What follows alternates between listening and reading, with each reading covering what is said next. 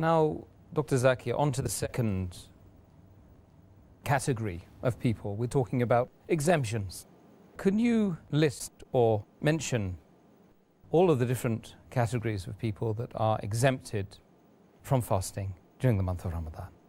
There are, in total, according to me, 13 categories of people who are exempted from fasting. The first is if the person is an unbeliever, if he is a non-Muslim. Number 2, if he or she is a minor. Number 3, if the person is insane. Number 4, if it's a lady and she is menstruating, she need not fast. Number 5, if she has her postnatal bleeding, she's exempted from fasting. Number 6, if she's pregnant, then she's exempted. Number 7, if she's breastfeeding, she's exempted. Number 8, if the person is ill or is sick, he or she is exempted.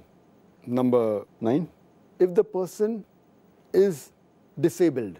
Number 10, that if the person is very elderly, has reached a very old age. Number 11, if the person is traveling.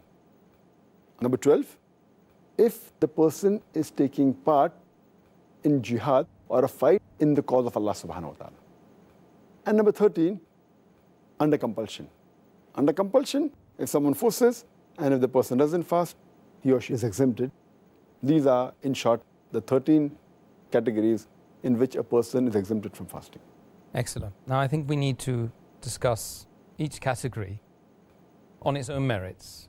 Dr. Zakir, do all of the people that you've mentioned in the exempted categories have to make up their fast later on? Out of the 13 categories which I mentioned, the first 3 categories, they don't have to make up their fast later on. That is a non-Muslim, that's a person who is a minor, and a person who is insane. Out of the remaining 10 categories, 2 categories, a person who is disabled for long and a person who is very elderly. These 2 people also don't have to make up for their fast, but they have to pay a ransom, the feeding of a poor person for every fast they missed.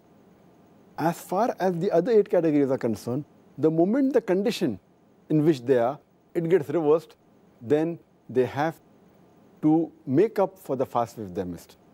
For example, in the 8 categories are, the menstruating lady, moment she finishes the menstruation, then she should make up for a fast as soon as possible before the next Ramadan. A woman who is in the period of postnatal bleeding, the moment it gets over, she has to fast. If a lady is pregnant, the moment the pregnancy gets over and the postnatal bleeding gets over, then she has to fast. If a lady, the 4th category, if she's breastfeeding, after the breastfeeding is over, then she has to fast. Or a person who is sick, the moment he gets healthy, he or she has to fast. Similarly, a person who's traveling, moment he finishes his traveling, he has to fast. And a person who's taking part in jihad, fighting in the cause of Allah subhanahu wa ta'ala, moment the fight gets over, he or she has to fast. Similarly, a person who's in compulsion and is not fasting, the moment the compulsion is removed, he or she has to fast. But naturally, all these have to be done before the next Ramadan.